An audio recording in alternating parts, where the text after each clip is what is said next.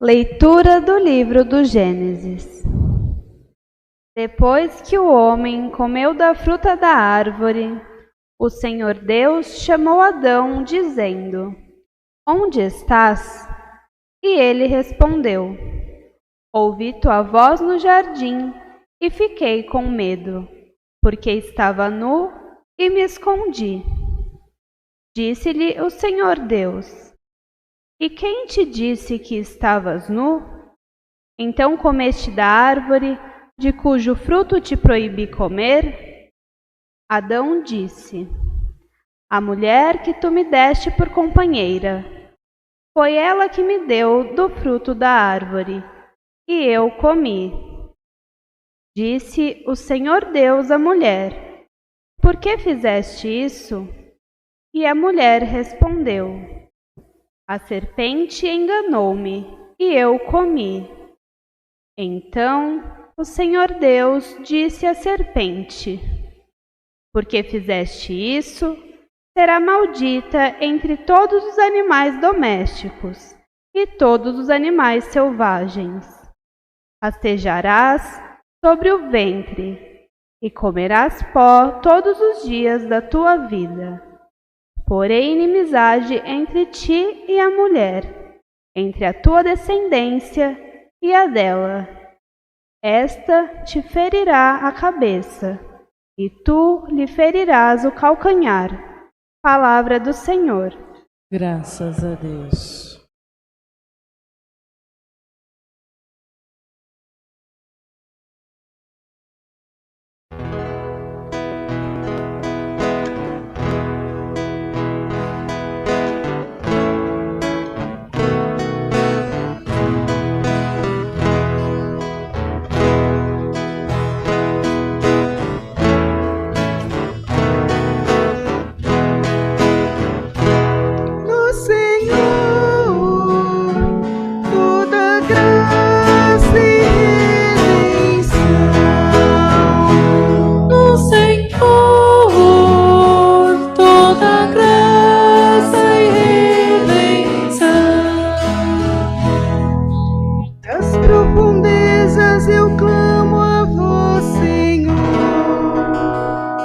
Escutai a minha voz,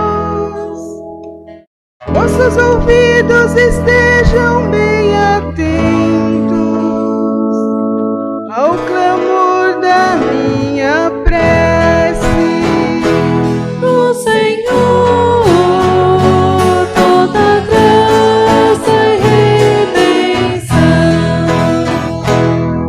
Se levardes em conta nossas faltas, quem haverá de subsistir? Mas em vós se encontra o perdão. Eu vos temo e em vós espero. No Senhor toda graça e redenção. No Senhor ponho a minha esperança. Espero em sua palavra. A minha alma espera no Senhor, mais que o vigia pela aurora. No Senhor toda graça e redenção. Espere, Israel, pelo Senhor, mais que o vigia pela aurora. Pois no Senhor se encontra toda graça e copiosa redenção. Ele vem libertar a Israel de toda sua culpa. No Senhor toda graça e redenção.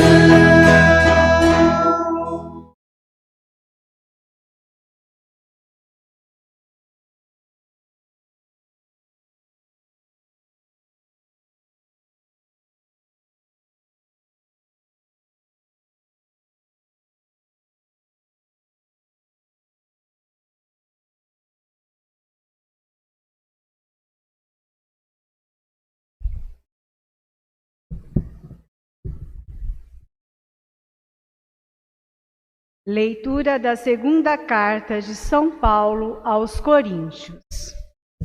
Irmãos, sustentados pelo mesmo espírito de fé, conforme o que está escrito, eu creio e por isso falei.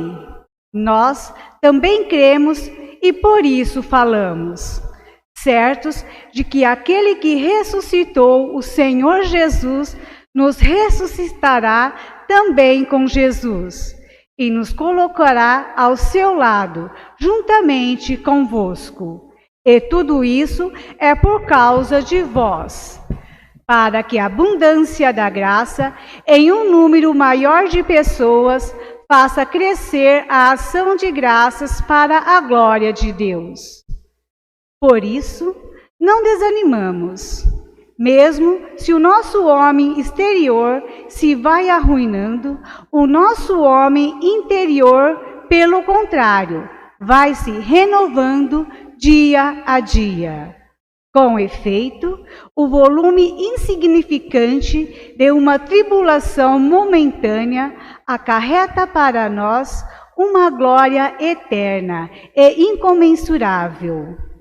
E isso acontece porque voltamos os nossos olhares para as coisas invisíveis e não para as coisas visíveis.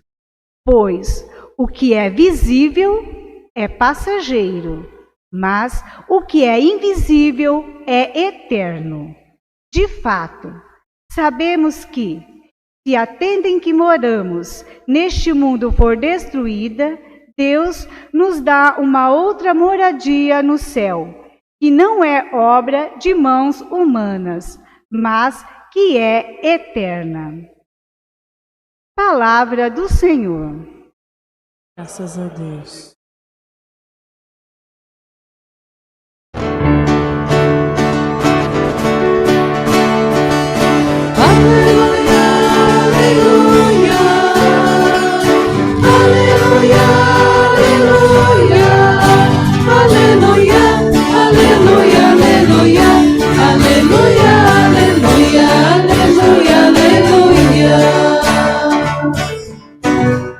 O príncipe deste mundo agora será expulso,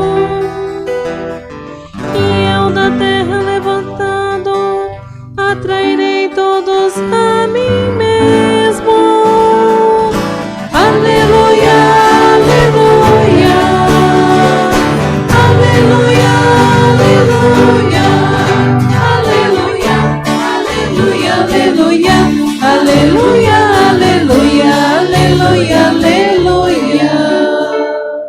O Senhor esteja convosco. Ele está no meio de nós. Proclamação do Evangelho de Jesus Cristo segundo Marcos. Glória a vós, Senhor. Naquele tempo, Jesus voltou para casa com os seus discípulos. E de novo se reuniu tanta gente que eles nem sequer podiam comer. Quando souberam disso, os parentes de Jesus saíram para agarrá-lo, porque diziam que estava fora de si. Os mestres da lei que tinham vindo de Jerusalém diziam que ele estava possuído por Beelzebu, e que pelo príncipe dos demônios ele expulsava os demônios. Então Jesus os chamou e falou-lhes em parábolas. Como é que Satanás pode expulsar a Satanás?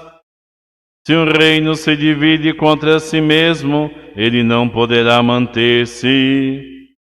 Se uma família se divide contra si mesma, ela não poderá manter-se.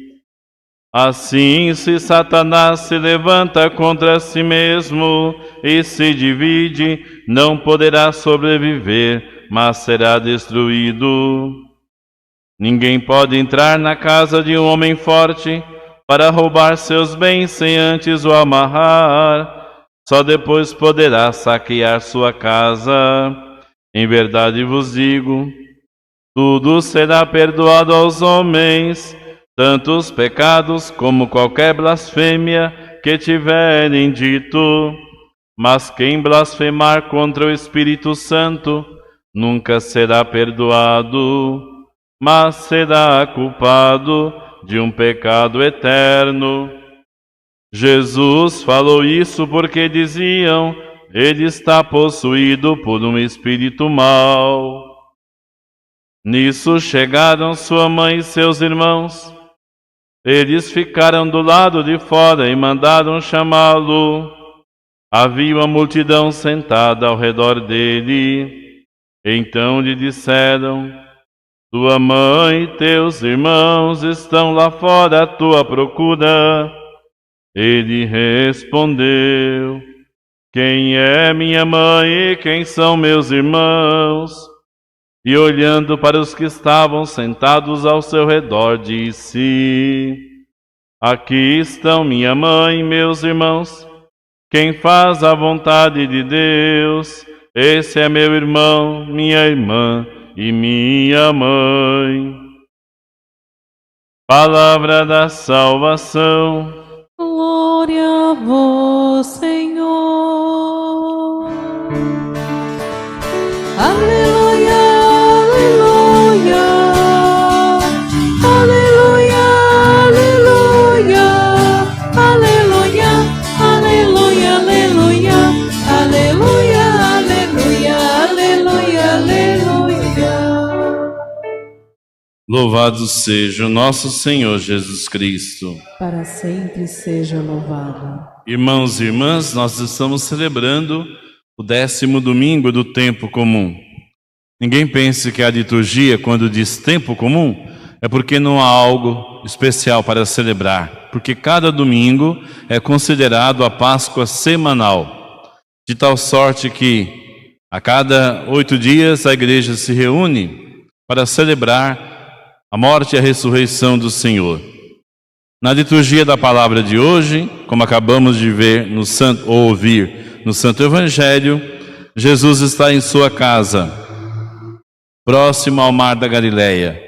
Ele já havia começado a sua missão, já havia começado o anúncio do reino de Deus e chamado os primeiros discípulos. Então, Jesus em casa com os discípulos e a multidão. Uma imagem do novo povo de Deus. A casa de Jesus é o seu povo, a sua igreja. Os parentes de Jesus, quando souberam disso, da pregação que ele fazia a respeito do reino de Deus e das multidões que o seguiam, então os parentes pensaram que Jesus tivesse ficado louco. Por sua vez, os mestres da lei que tinham vindo de Jerusalém diziam que ele estava possuído por Belzebu, ou seja, o chefe dos demônios. Então Jesus diz: como é que Satanás pode fazer o bem? Não pode. Atribuir algum bem a Satanás é uma blasfêmia contra o Espírito de Deus, porque só Deus pode fazer o bem. Ninguém se iluda. Por isso Jesus adverte: atribuir algum bem a Satanás é um pecado que não tem perdão, porque a pessoa está se recusando a aceitar a graça de Deus.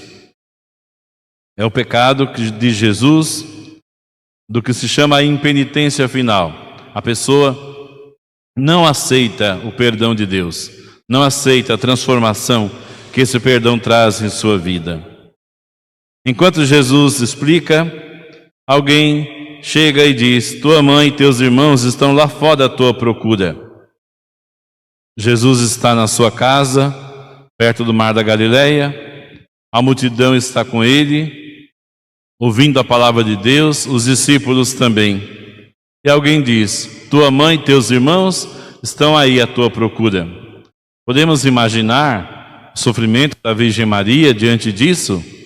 A multidão seguindo Jesus e os parentes, seus parentes, rejeitando a palavra de Jesus. Mas o que Jesus diz? Minha mãe e meus irmãos são aqueles que ouvem a palavra de Deus e a põem em prática. Jesus diz isso olhando ao redor, vendo, portanto, os seus discípulos.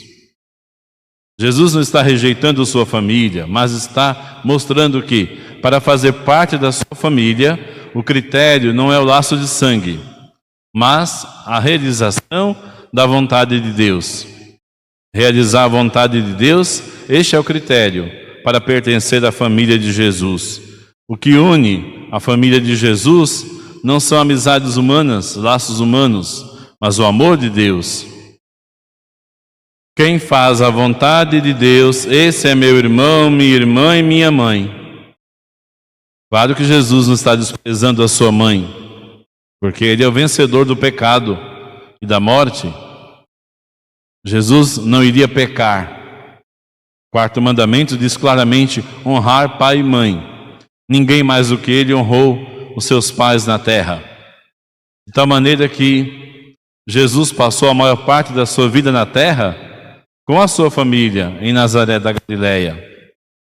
Jesus adverte, porém, que fazer parte de sua família não é um privilégio de alguns, mas é aberto a todos aqueles que fazem a vontade do Pai que está no céu, vontade que é revelada em Jesus.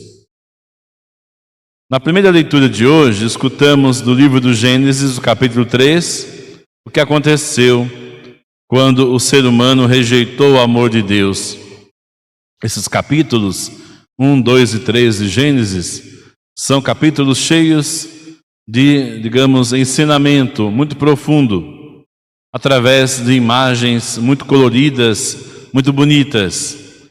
Ninguém pode rejeitá-los dizendo: é um mito, é um símbolo, uma bobagem, uma historinha. Não, não.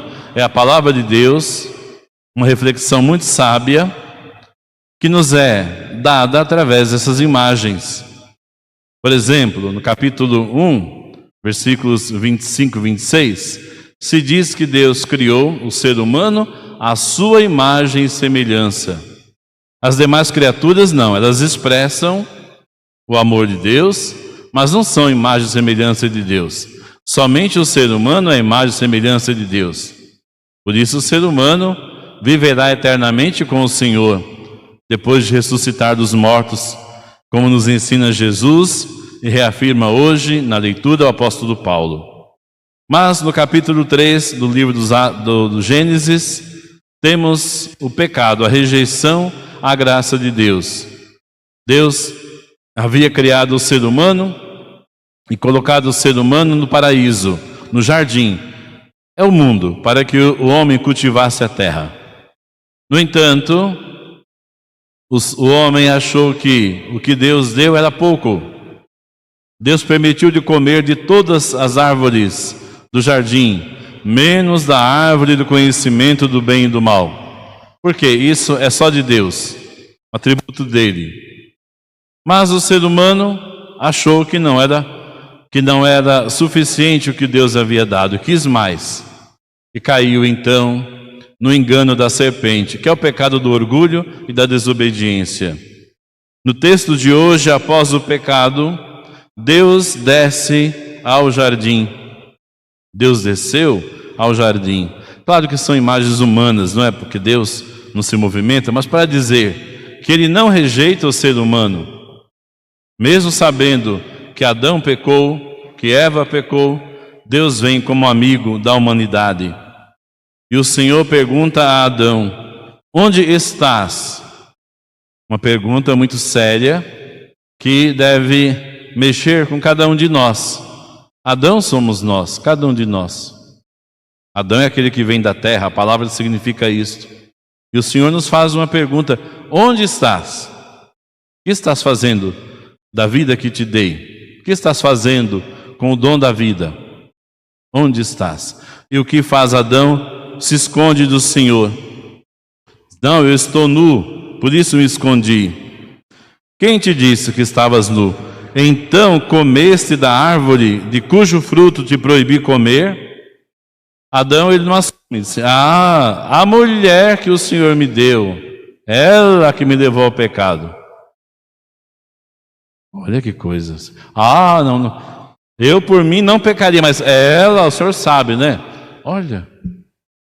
Então Deus pergunta à mulher: por que fizeste isso? Ah, mas foi a serpente, ela me enganou e eu comi. Então Deus amaldiçoa a serpente. Aqui temos uma simbologia, sim, no sentido muito profundo do termo, não é uma mentira, mas como é que Deus vai amaldiçoar uma criatura sua? Não, é aquilo que a serpente significa, símbolo da morte, símbolo do pecado. Por isso Deus diz: és maldita entre os animais domésticos e entre todos os animais selvagens. E por fim Deus diz: colocarei inimizade entre ti e a mulher, entre a tua descendência e a dela. A descendência de Satanás, simbolizado pela serpente, são os que praticam o mal. E a descendência da mulher, por excelência, é Cristo. Maria é a nova mulher, a nova Eva, sem pecado. E Cristo, nascido dela, é aquele que vai vencer Satanás, que vai vencer o pecado. Cristo, de fato, nos é apresentado como um novo Adão, em várias partes do Novo Testamento, como aquele que nos restitui o paraíso que havíamos perdido por nosso pecado de orgulho e rejeição à graça de Deus. Hoje, na segunda leitura, São Paulo nos explica que o Senhor, Deus eterno, que ressuscitou Jesus, vai também nos ressuscitar com Jesus. Então o nosso destino não é a morte, o nosso destino é a vida eterna. Nós passamos por essa vida e devemos passar por aqui fazendo o bem, como quem é destinado à vida eterna em Cristo. Quando vou celebrar o dia 2 de novembro, celebração dos fiéis defuntos, no cemitério, eu costumo fazer uma pergunta: quantas pessoas estão aqui no cemitério? E mais ou menos as pessoas dizem tal, né, com relação aos que foram ali sepultados. Aí então eu digo: ninguém. Ninguém, porque os que morreram no Senhor estão com o Senhor. Primeira coisa é esta. Quando será a ressurreição deles, ou a nossa? Também não sabemos. Cremos na vida eterna e cremos na ressurreição. Foi esta a fé que o Senhor Jesus nos deu e esta fé que ilumina a nossa vida. E por conta dessa fé é que nós fazemos o bem, suportamos os sofrimentos presentes. Diz então São Paulo: com efeito, o volume insignificante de uma tribulação momentânea, de um sofrimento passageiro, acarreta para nós uma glória eterna e incomensurável, que não se pode medir. E isso acontece porque voltamos os nossos olhares para as coisas invisíveis e não para as coisas visíveis. Pois o que é visível é passageiro, mas o que é invisível é eterno. De fato, sabemos que se a tenda em que moramos, nosso corpo, neste mundo for destruída, Deus nos dará uma outra moradia no céu, que não é obra de mãos humanas, mas que é eterna. Portanto, irmãos e irmãs, a nossa esperança de viver com o Senhor nos dá força e alegria no tempo presente para vivermos na sua graça e no seu amor. Louvado seja o nosso Senhor Jesus Cristo. Para sempre seja louvado.